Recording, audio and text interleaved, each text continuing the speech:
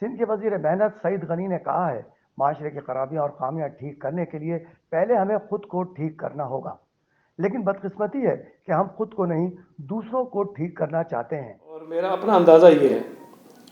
کہ ہماری سوسائٹی میں جتنے مختلف شعبے ہیں جس میں لوگ کام کر رہے ہیں، سب کی اپنی اپنی اہمیت ہے، لیکن انفارمیشن سے وابستہ لوگ، جو آج کل کا زمانہ ہے کہ الیکٹرانک میڈیا ہو، سوشل میڈیا ہو، پرنٹ میڈیا تھوڑا سا پیچھے چلا گیا لیکن بہرحال آج بھی لوگ پرنٹ میڈیا کو پڑھتے ہیں، میرے جیسے لوگ، اس میں جو لوگ کام کرتے ہیں، جو لوگ اس کے وابستہ ہیں، ان کو شاید بہت کم لوگ ایسے ہیں کہ ان کو اپنی اہمیت اور افادیت کا اندازہ ہو۔